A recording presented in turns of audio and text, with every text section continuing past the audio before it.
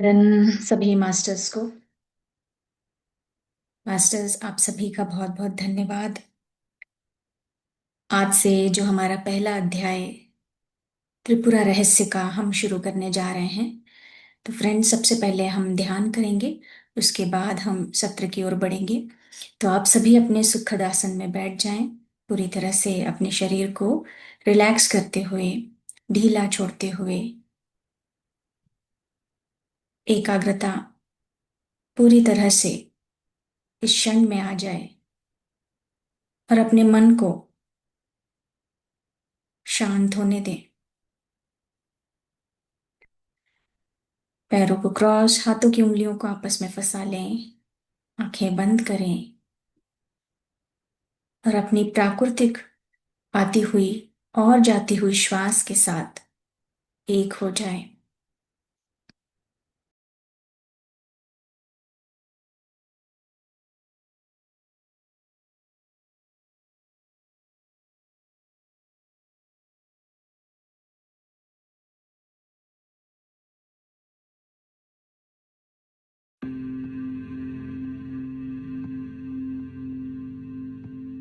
कोई सोच विचार नहीं, सिर्फ और सिर्फ अंदर आती हुई श्वास, जाती हुई श्वास के साथ पूरी तरह से एक होते हुए मन को शांत होने दें।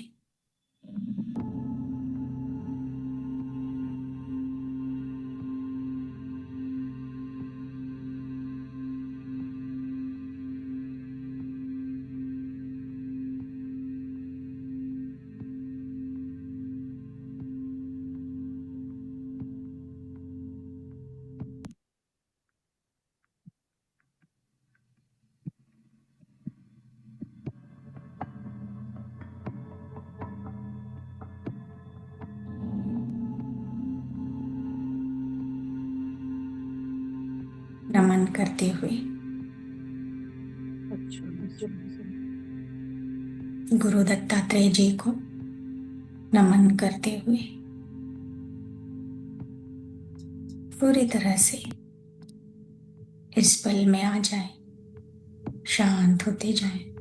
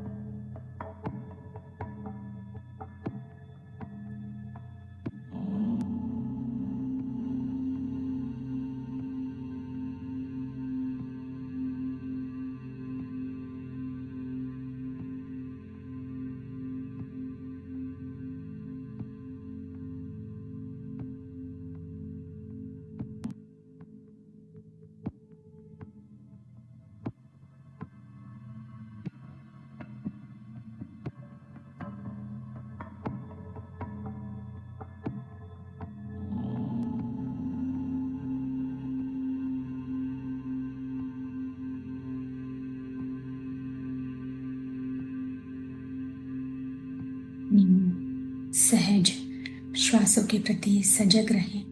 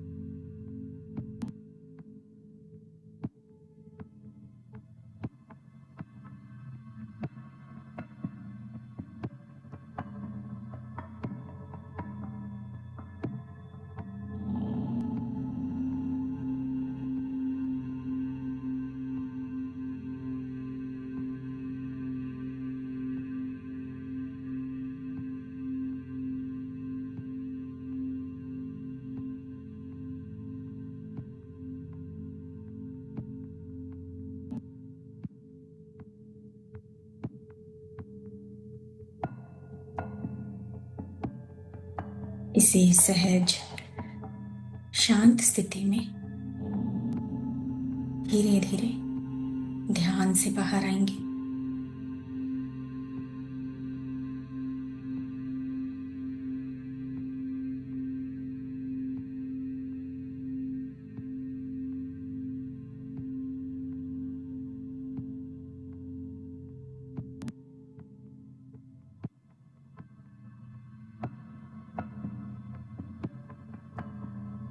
दिव्य ऊर्जाओं के साथ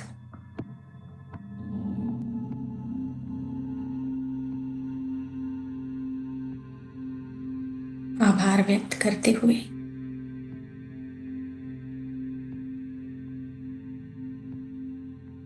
अपने हाथों को अपनी आंखों पर रखें। 5, 4, 3,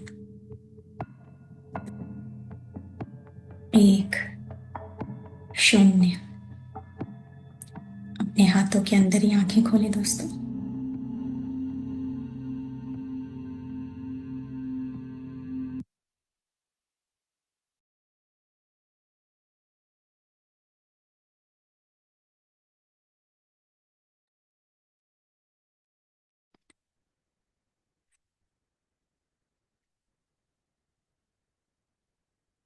असीम शांति के साथ धन्यवाद करेंगे पितामह पत्री जी को, रमन महर्षि को धन्यवाद करेंगे, हरितायन जी को धन्यवाद करेंगे।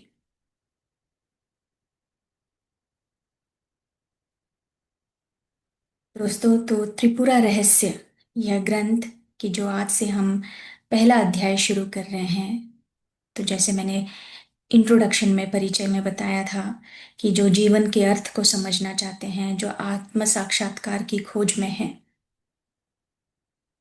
क्योंकि दोस्तों मुक्ति का सीधा मार्ग जो है वह ज्ञान ही है। मुक्ति किससे? अब जो अज्ञानता के कारण जो आत्मा जो ये इस बंधन में बंधी हुई है, तो ज्ञान होने पर उस सारे बंधनों से मुक्त या सारे बंधन जो है अपने आप समाप्त हो जाते हैं। तो ये त्रिपुरा रहस्य में यही ज्ञान जो है दत्तात्रेय जी परशुराम को वो उपदेश दे रहे हैं, सिखा रहे हैं। हरितायन जी जो है ये भी इस उनका जो ये उद्देश्य है, ये कार्य से ये भी भूल चुके थे। हरितायन ऋषि जो है ये भी भूल चुके थे, लेकिन नारद नारद जी को ब्रह्मा ने जब कहा था कि ये जब हरितायन संहिता या ग्रंथ समाप्त हो जाए तो पहले सबसे पहले आप पढ़ना।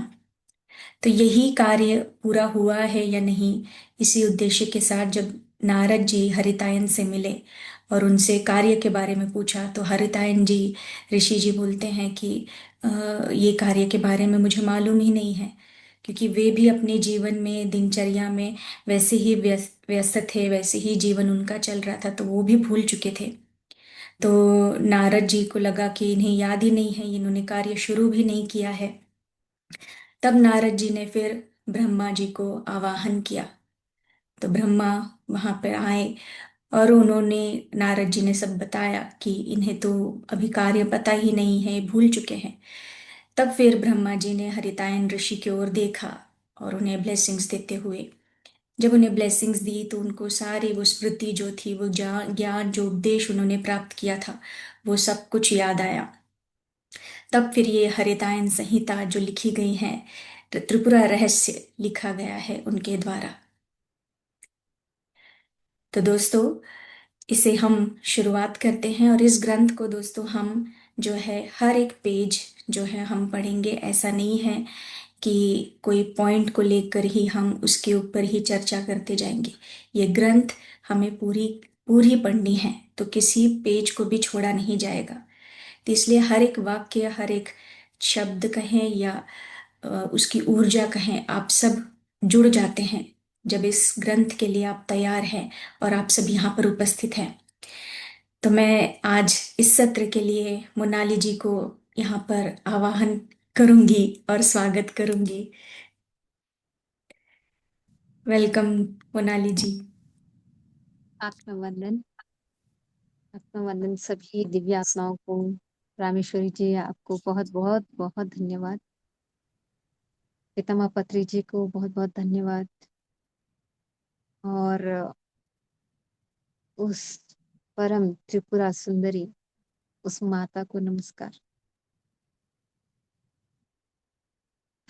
थोड़ा सा इंट्रोडक्शन में बताना चाहूंगी कि जैसे ये किताब आई, किताब बोलने से अच्छा ये जो रहस्य ही बोलूंगी, क्योंकि सच में ये रहस्य है। जैसे जैसे आगे बढ़ेंगे तो ऐसा लगेगा कि ये सारे सवाल हमारे ही है।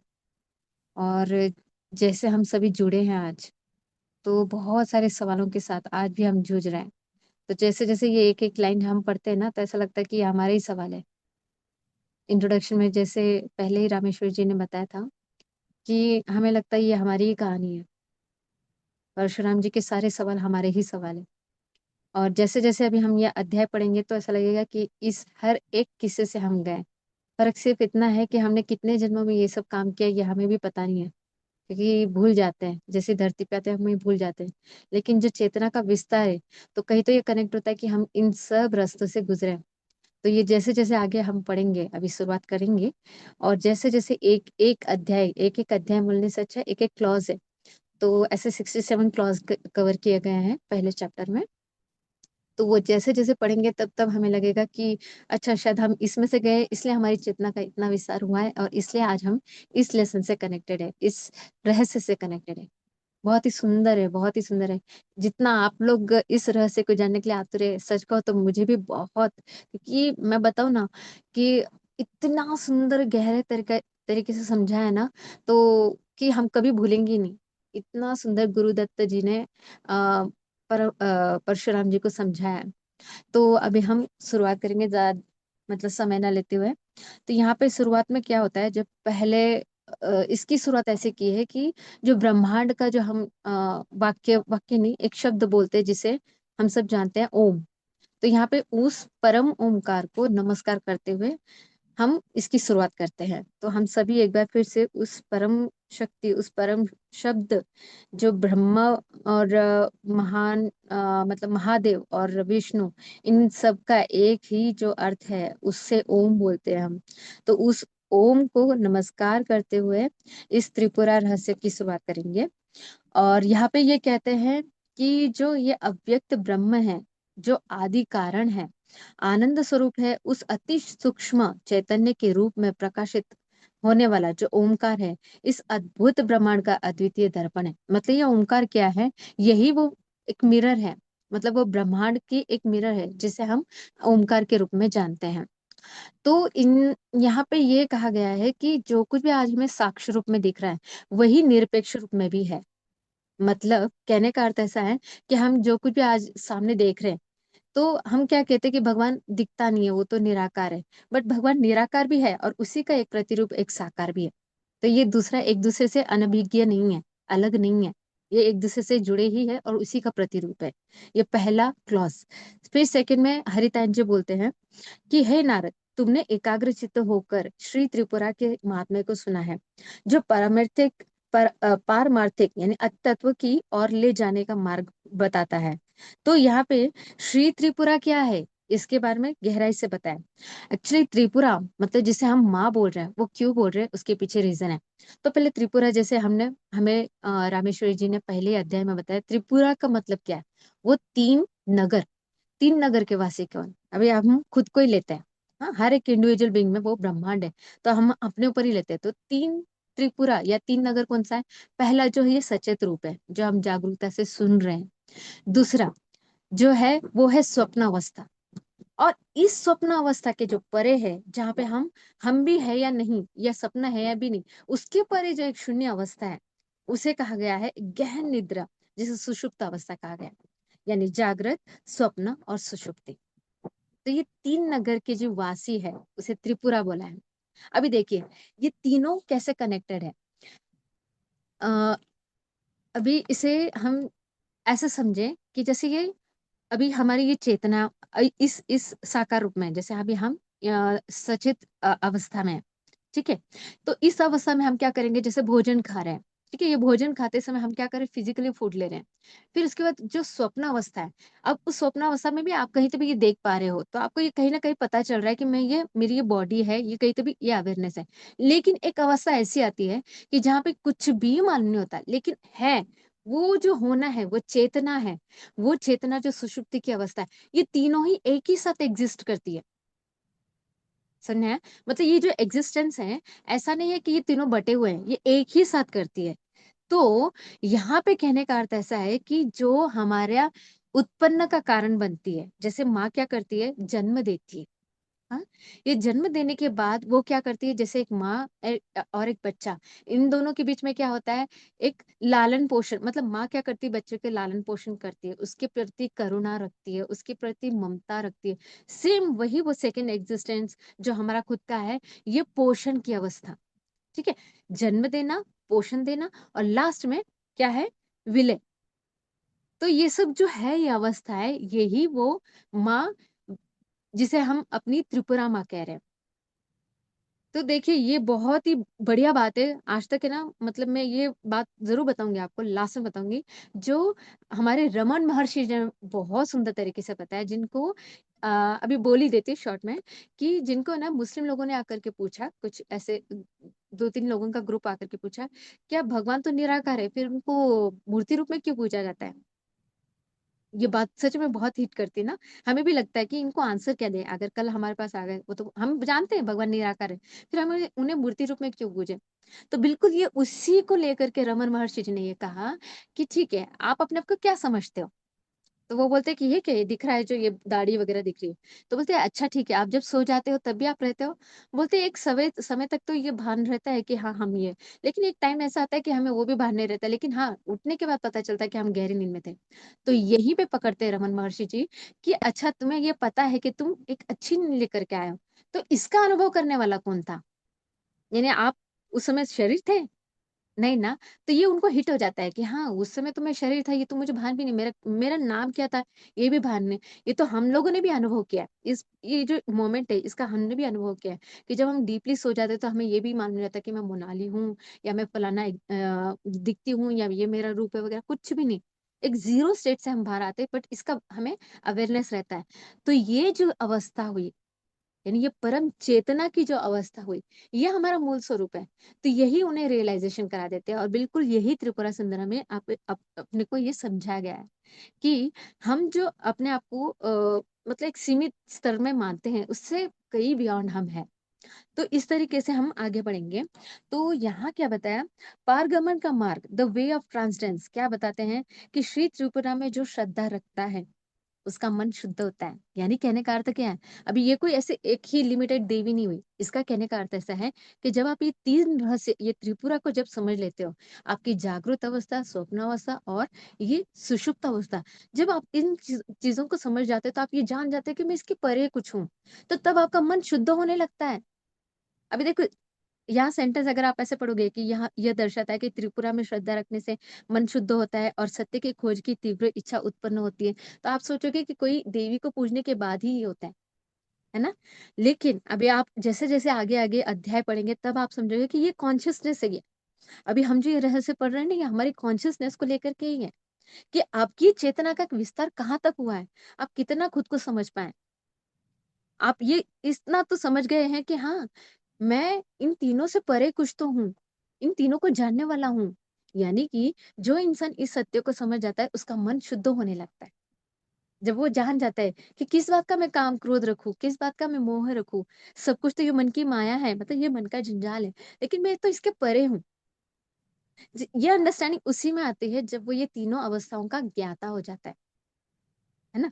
तो इसलिए कहा है कि श्री त्रिपुरा में श्रद्धा रखने से मन शुद्ध होता है, सत्य की खोज की तीव्र इच्छा उत्पन्न होती है। यार सत्य क्या है, फिर क्या है सच?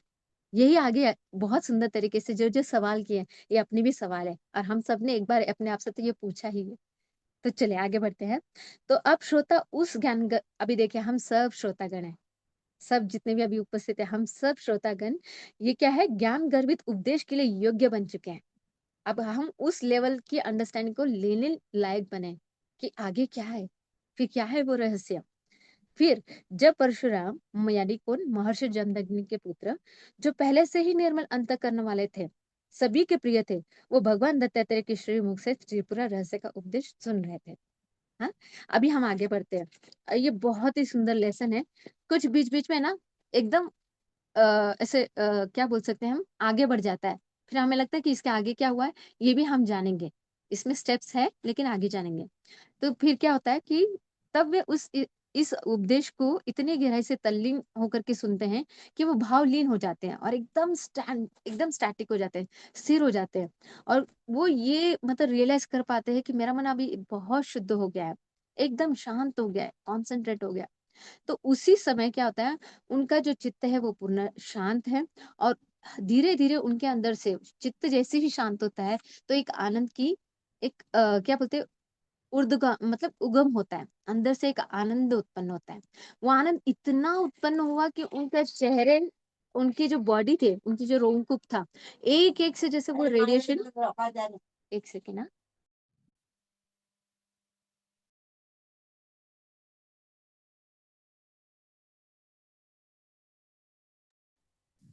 जी, सॉरी, जाऊंगी मैं। हाँ, तो मैं ये कह रही थी कि यहाँ पे ये बताया कि वो इतनी शांत अवस्था में थे, उनका चित्त इतना शांत हो गया था कि उनके अंदर एक अंदर से एक आनंद उत्पन्न हो रहा था, जैसे हम ये ध्यान में अनुभव करते हैं। जब हमारा पूरा जीरो स्टेट माइंड होता है तो एक अंदर से एक हैप्पीनेस वाली फीलिंग आती है, बिल्कुल वैसे ही एकदम जीरो स्टेट में वो थे, शांत हो चुके थे, विचार शून्य स्थिति में थे। तब उनके अंदर क्या हुआ, एक आनंद की लहर दौड़ पड़ी, और वो आनंद ऐसा कि जो बाहर से रेडिएट हो रहा था, मतलब इस तरीके से उन्होंने उसका व्याख्यान किया है। फिर तब वे अपने गुरुदेव दत्तात्रेय के चरणों में गिर पड़े, क्योंकि उन्होंने वो अनुभव किया कि ये क्या हुआ, ये कैसा आनंद मुझे फील हो रहा है। तो वो बहुत खुश हो उठते हैं, उठ करके गदगद होकर के बोलते हैं कि हे प्रभु, मैं धन्य हूँ, मैं बहुत सौभाग्यशाली हूँ कि हे प्रभु, आपकी कृपा से ये सब संभव हुआ। नहीं तो ये आनंद मुझे पता ही नहीं था, ये शांति मैंने कभी फील ही नहीं की। और इस शांति के बाद जो मैं अपने अंदर जो हैप्पीनेस फील कर रहा हूँ, जो एक रेडियंस फील कर रहा हूँ, ये मतलब शब्दों में बयान नहीं कर सकता, ऐसा वो बोलते हैं। वह असीम कृपा जिसे हम शिव कहते हैं, ये जो उन्होंने अपनी जो फीलिंग बताई ना, वो शिव वाली फीलिंग थी। हाँ, तो ये फीलिंग ऐसी है कि मुझे कोई ब्रह्म पद भी दे दे तो भी उस वो ब्रह्म पद भी तुच्छ होगा, इतनी सुंदर मुझे आपने अनुभूति करा दी। तो मैं धन्य हो गया प्रभु, ऐसे बताते हैं। तो फिर यहाँ पे ये बोलते हैं कि वह परम सत्ता जितनी मेरे गुरु के अंदर प्रकट हुई है, वो मुझ में भी आज फील हो रही है मुझे। मतलब जो गुरु आज अपने आप में एक रेडियंस फील कर रहे हैं, या जो एक एक्सटैटिक मोमेंट फील कर रहे हैं, वो मैं भी फील कर पा रहा हूँ। तो ये कैसे हो रहा है मेरे साथ, मुझे कुछ पता नहीं, मुझे कुछ समझ नहीं आ रहा। ये उनके अंदर की वो फीलिंग शब्दों के द्वारा बता रहे हैं। फिर आगे, गुरु की कृपा प्राप्त कर मैंने सब कुछ प्राप्त कर लिया। आपने मुझ पर कृपा करके श्री त्रिपुरा के महात्म्य का उद्घाटन किया। अब यहाँ पे त्रिपुरा का महात्म्य वो बता रहे हैं। अब मेरी तीव्र इच्छा इच्छा उठी है, क्या, कि उस परमार्थ स्वरूपा देवी श्री त्रिपुरा माता की मुझे उपासना करनी है। अभी क्या हुआ कि वो जो त्रिपुरा माता है, अभी देखिए, ये अभी सुनते सुनते सुनते आप लोग के अंदर बहुत सारे क्वेश्चन रेज होंगे। मेरे अंदर ये क्वेश्चन रेज हो रहे थे। तो मैं आपको बताती हूँ, मैं पढ़ते समय मैं ये नहीं कि मुझे प्रेजेंट करना है, बस मेरी उत्कंठा थी कि आगे क्या, आगे क्या।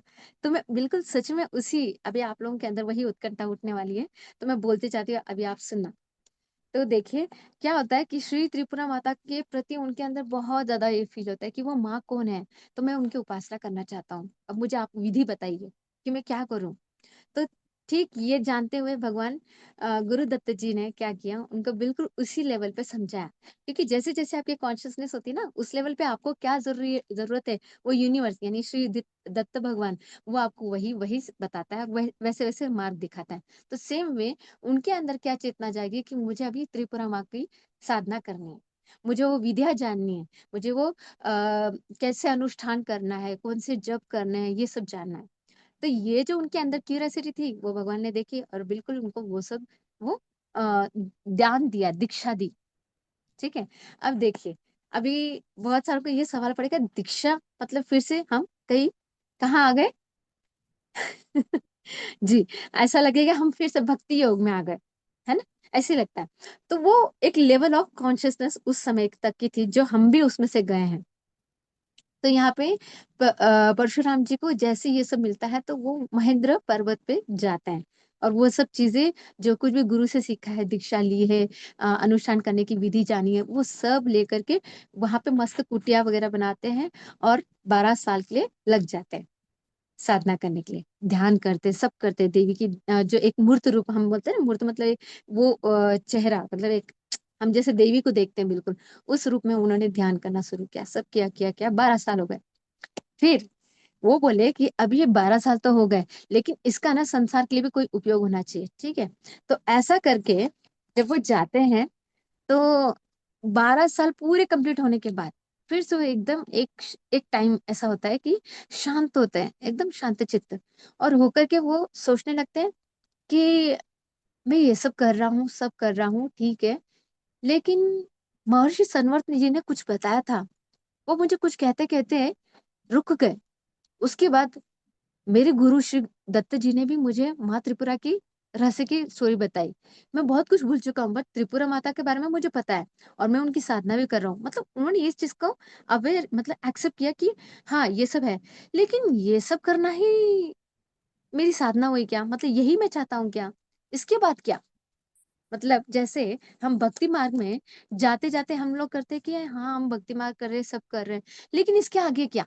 बिल्कुल वो उस लेवल ऑफ कॉन्शियसनेस में अभी पहुंच गए कि मैंने साधना की, 12 साल तक मैंने ये सब किया, लेकिन इसके आगे क्या?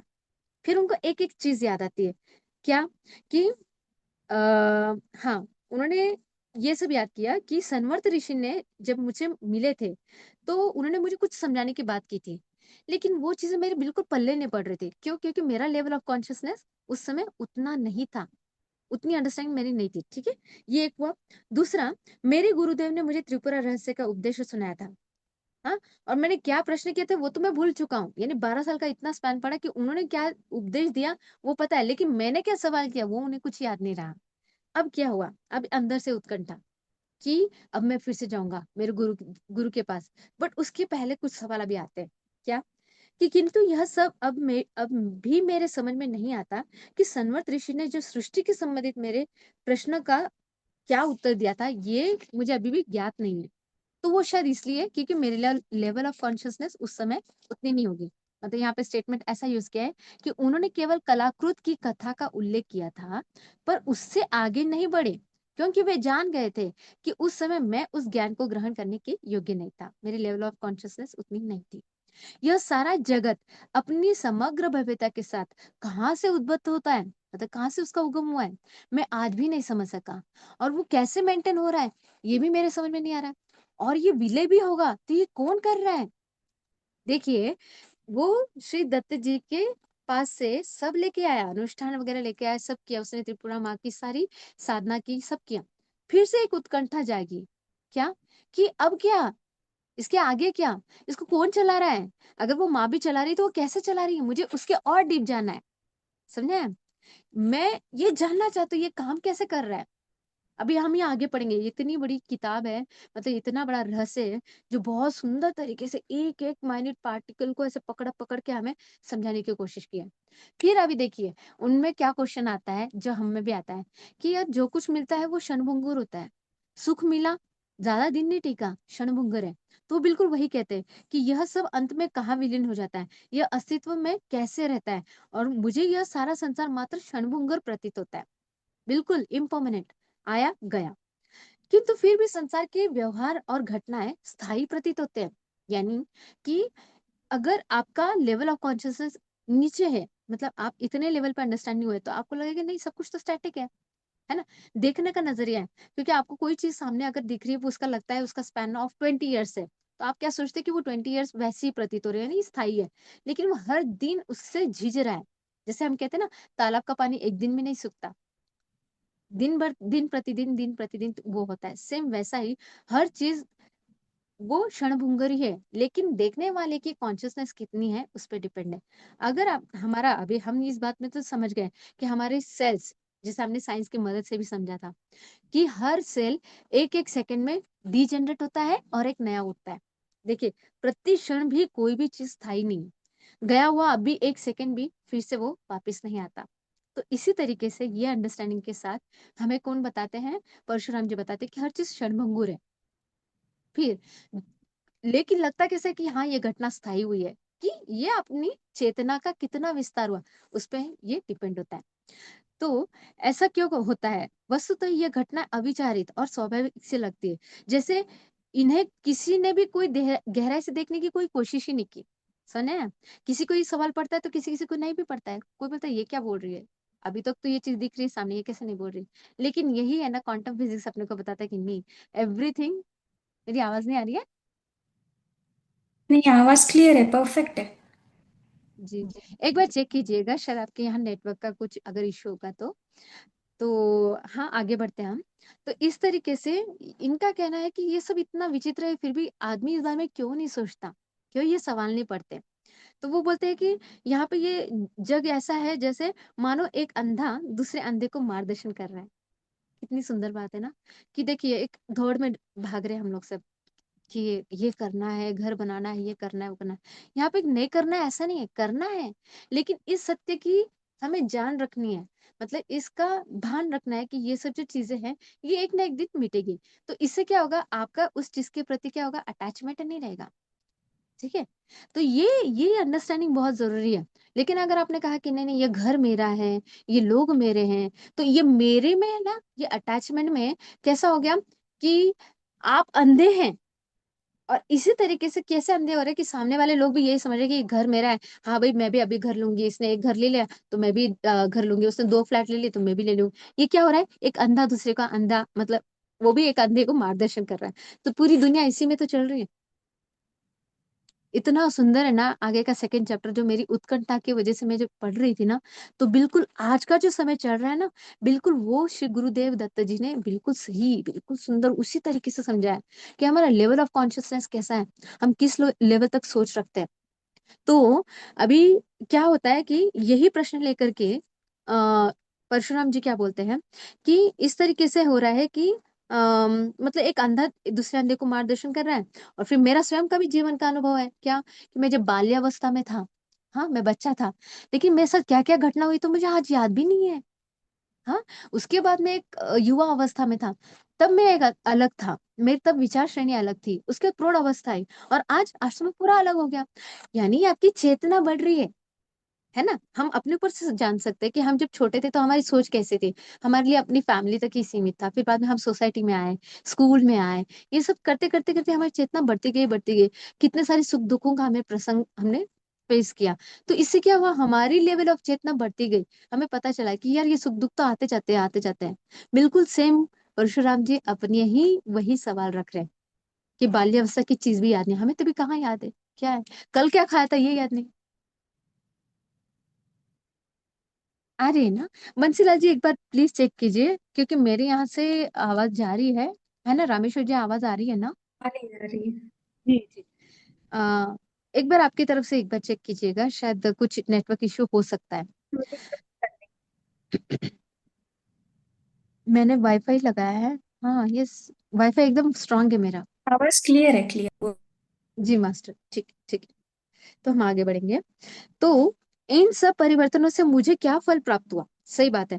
तो ये बोलते हैं कि मुझे जो कुछ भी मिला तो वो सब चेंज होने वाला था।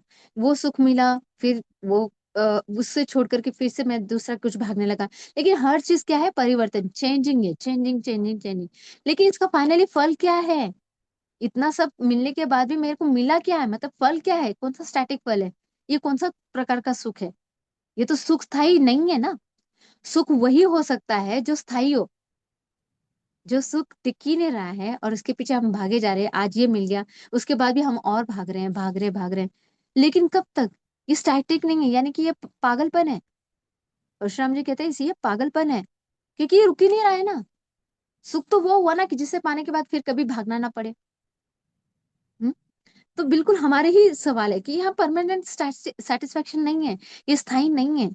जिस उपलब्धि में स्थायी स्थायी संतोष नहीं है, वह वस्तुतः इच्छा योग्य ही नहीं है।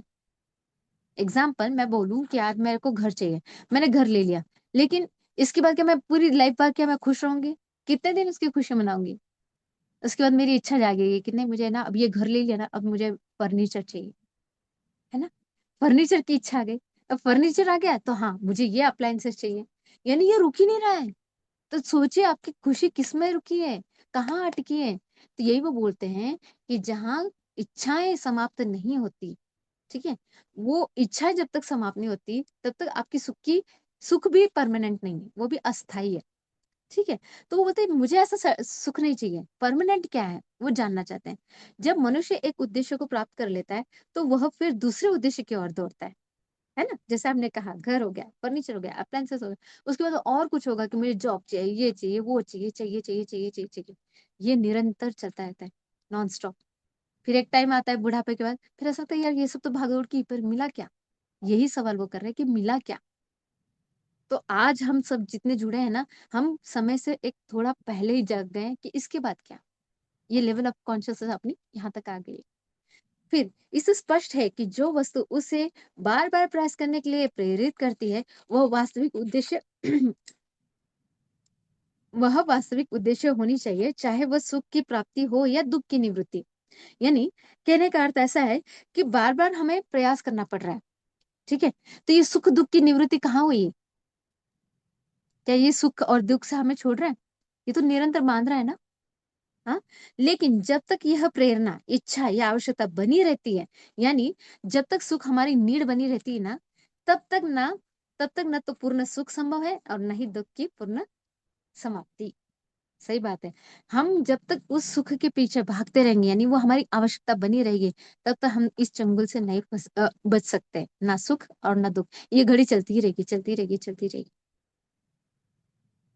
समझ रहे हैं? यही फिर से आ गया लेवल ऑफ कॉन्शियसनेस। मेरी चेतना क्या कह रही थी कि मुझे ये चीज मिल जाएगी तब मैं सुखी फील करूंगी, ठीक है। अब भी वो चीज मुझे मेरे पास आ भी गई, क्या उसके बाद वो टिक गया? नहीं, फिर से एक दुख जन्म लिया। दुख क्या? कि मुझे और कुछ चाहिए। यानी ये चाहने की जो भावना है, इच्छा है, ये इच्छा आपके दुखों का कारण बनती है। देखिए ना कितना माइन्यूट है। थोड़ा सा सोचिए कि ये सुख दुख का चक्र हमारी ही इच्छाओं से उत्पन्न हुआ, यानी ये इच्छाएं क्या है? अनस्टेबल है। और ये अनस्टेबल हमारी सुख दुख का कारण है। तो ये हमें परमानंद के सुख की अवस्था पे ले नहीं जाती, स्टैटिक सुख का अनुभव नहीं कराती।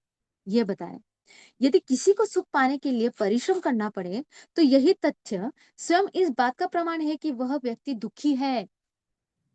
सुना है? उसके लिए अगर आपको मेहनत करनी पड़ती है, मेहनत करनी पड़ती है मतलब, देखिए अभी हम ये बहुत अच्छे से समझेंगे। अब आप ये ना समझे कि हाँ फिर क्या हमें मेहनत नहीं करना है क्या, हमें सब कुछ छोड़ के घर पे बैठना है क्या? नहीं। यहाँ कहने का अर्थ ऐसा है कि आप बार बार उस चीज के पीछे दौड़ते हो, तो फिर बोलते हो नहीं नहीं अब मुझे ये जोड़ना है, इतने पैसे जोड़ना है, तो मैं अब ये फर्नीचर लूंगा। फर्नीचर आ गया, ठीक है। फिर और एक जो आप ये करोगे कि नहीं नहीं मुझे और पैसे जोड़ने हैं, क्या मैं अप्लायंसेस लूंगा, मैं डबल डोर वाला फ्रिज लूंगा, वगैरह वगैरह वगैरह, गाड़ी लूंगा, ये लूंगा, 4 व्हीलर ली थी, कॉम्पैक्ट साइज थी, अब मैं मेगा साइज का लूंगा। ये क्या हो रहा है? समझ रहे ना? यही वो बता रहे हैं कि जिस चीज के लिए आपको परिश्रम करना पड़े, वो सुख क्या है? वो व्यक्ति दुखी ही है। वो सुख स्टैटिक नहीं है, तो वो व्यक्ति दुखी ही है। यह प्रयास करने की आवश्यकता ही सभी दुखों का मूल दुख है, ऐसा परशुराम जी बताते हैं।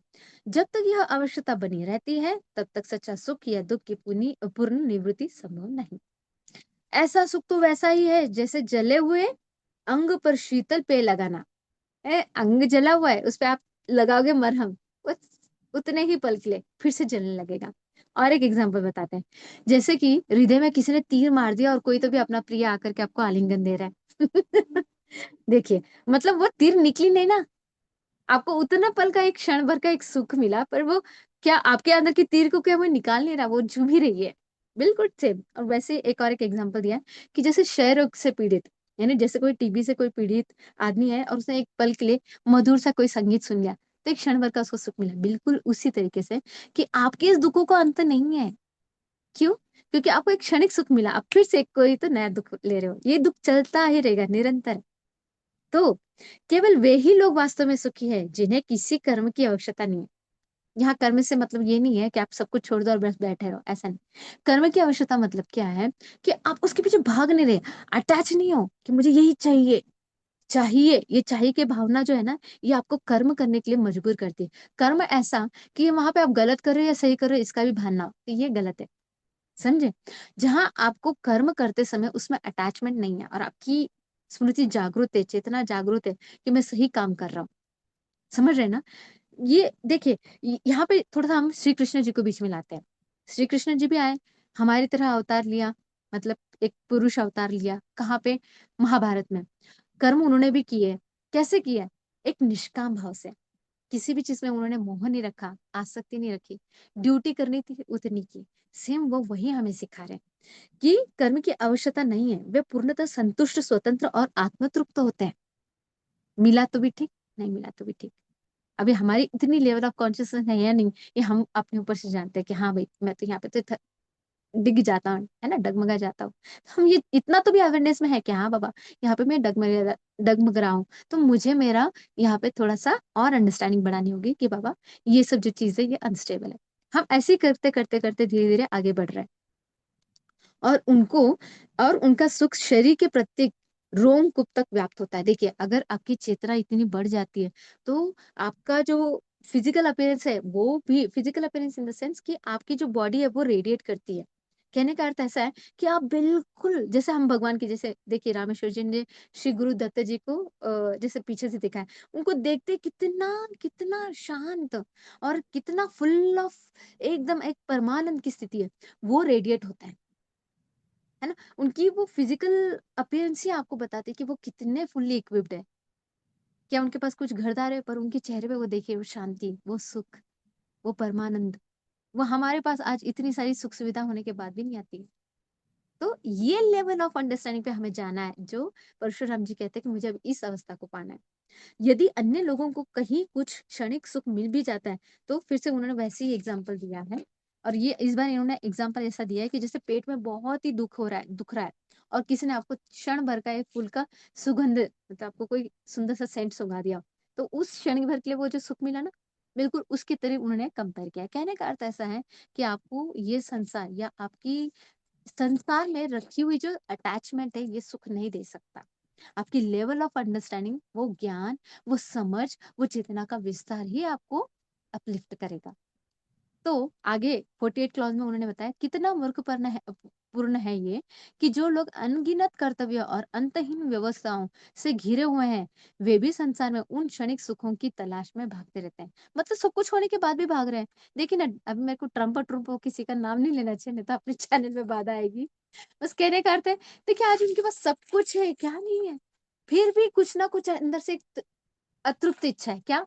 तो मेरा सिक्के पे नाम आना चाहिए, ये देखिए, मेरा मुझे नोबेल प्राइज मिलना चाहिए, ये भी कोई इच्छा हो गई। मतलब सब कुछ होने के बाद भी कोई तो ऐसी इच्छा उत्पन्न हो गई कि वो चाहते हैं कि बस यहाँ पे ये मुझे मिल जाए, कल नोबेल प्राइज मिल जाने के बाद तो और भी कुछ हो जाए। कहने का अर्थ ऐसा है कि इंसान का मन कभी आप मतलब शांत नहीं होता।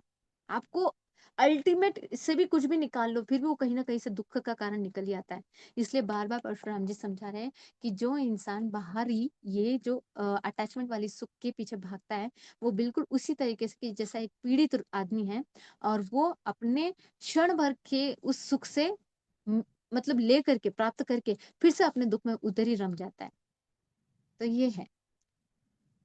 फिर अभी 49 क्लॉज में क्या बोलते हैं कि मैं क्या कहूँ उन विवेकहीन लोगों की शक्ति और संकल्प के बारे में, जो ये मानते हैं कि अनगिनत कठिनाइयों और प्रयास को पार करने के बाद वह अंततः सुख को प्राप्त करेंगे। क्या करेंगे? नहीं करेंगे। यह खंड साधक परशुराम की आत्म चेतना, विवेक जागरण और गुरु की शरण में लौटने की कथा है। मतलब ये जैसे जैसे क्वेश्चंस आते हैं ना, इन क्वेश्चंस के द्वारा क्या होता है, उनके अंदर एक जागरूकता निर्माण होती है। क्या? कि मुझे मेरे गुरु के पास फिर से वापस लौटना है। मेरे अंदर ये जो सवाल आ रहे हैं ना, अभी मुझे इनका आंसर चाहिए। ये क्या है? बिल्कुल मैं भी तो वही कर रहा हूँ ना। मतलब मैं अभी भी उसी चीज के पीछे कि हाँ, मैं ये करना है, फिर मैं उसके बाद शांति फील करूंगा, सुख फील करूंगा, लेकिन मुझे वो शांति अभी तक मिली नहीं है। वो एग्जाम्पल क्या देते हैं कि जैसे कोई भिखारी है।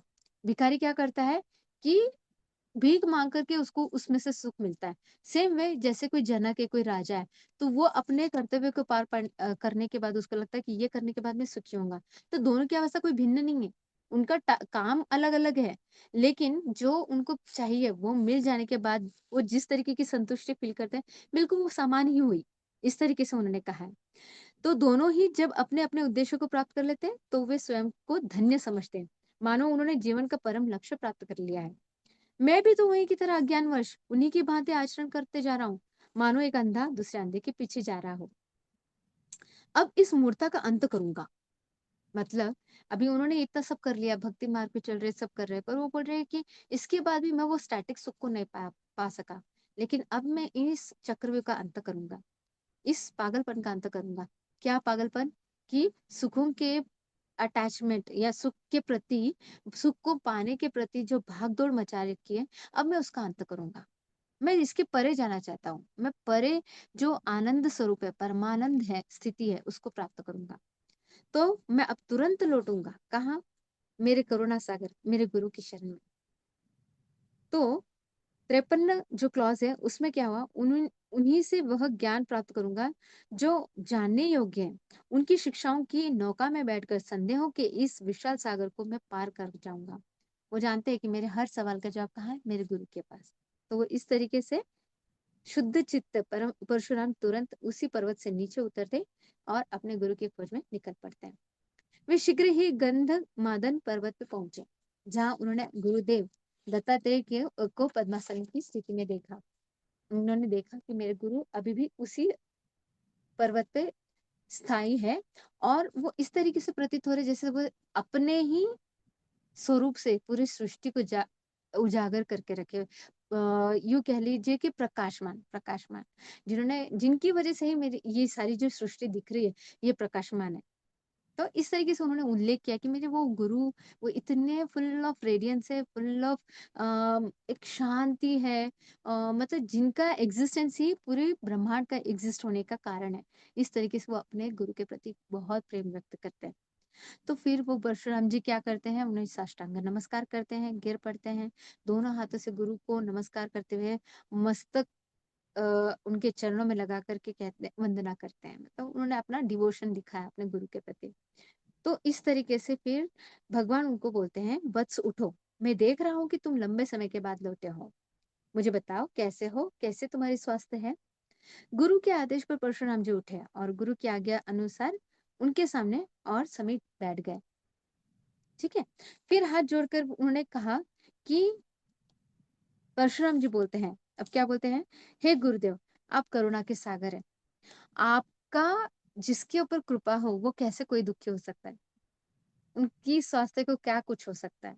आपका तो साक्षात मेरे ऊपर करुणा बरसी है, मतलब आप मेरे साथ हो, तो मुझे कैसे कुछ हो सकता है, मैं तो बिल्कुल ठीक हूँ, ऐसे बोलते हैं।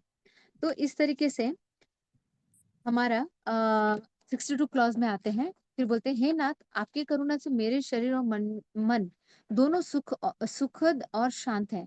मुझे कोई कष्ट नहीं है, सिवाय एक इच्छा है कि आपके पवित्र चरणों में अविरल जुड़ा रह सकूं। ये एक इच्छा उन्होंने जताई। और आपके पावन चरणों के दर्शन मात्र से मैं पूर्ण रूप से परितृप्त हो गया हूँ। फिर भी मेरे मन में कुछ पुराने गहरे संदेह शेष है, जिनका समाधान मैं आपसे प्राप्त करना चाहता हूँ। तो अभी लास्ट वाला जो क्लॉज है उसमें क्या बताया है, यदि आप अनुमति दें तो मैं इन प्रश्नों को प्रस्तुत करूं। फिर परशुराम की विनम्र और श्रद्धायुक्त वाणी को सुनकर करुणामय मूर्तिमान श्री दत्तात्रेय जी प्रसन्न होते हैं और वो कहते हैं, पूछो हे भृगुपुत्र, वह सब कुछ पूछो जो तुम्हारे हृदय में लंबे समय से उठ रहा है, जिसे जानने की तुम्हें गहन इच्छा है। तुम्हारी भक्ति से मैं प्रसन्न हूँ और तुम्हारे प्रश्नों का सहर्ष उत्तर करूंगा। तो इस तरीके से अपना पहला अध्याय खत्म है। यानी कि हम फिर भी अभी भी रहस्य में। तो रामेश्वरी जी। बहुत सुंदर। पहले, सबसे पहले तो मैं आपको धन्यवाद कहूंगी। इतने सुंदर तरीके से आपने इसको समझाया है, इसको एक्सप्लेन किया है। ये सारे श्लोक के जो हिंदी में अनुवाद, एक सुख के पीछे ना भागते हुए उस परम सत्य, उस परमानंद में आना है। जो ये मनुष्य सब इस समझ में आ जाए और ये जिज्ञासा हो तो वही जुड़ेंगे यहाँ पर। तो बहुत बहुत धन्यवाद कि जिस प्रकार से आपने एक्सप्लेन किया। तो हम इसे कंटिन्यू करेंगे। और जितने भी हमारे साथ अभी काफ़ी लोग यूट्यूब में जुड़े हैं, तो यूट्यूब के भी साधक कोशिश कीजिए कि आप जूम में जुड़िए, ताकि हम एक दूसरे के साथ इंटरेक्शन भी कर सकें। Thank you so much. Thank you so much. Thank you masters. Thank you thank you. Monali ji. फिर आपका धन्यवाद, बहुत बहुत धन्यवाद। Thank you. शुभ रात्रि। शुभ रात्रि।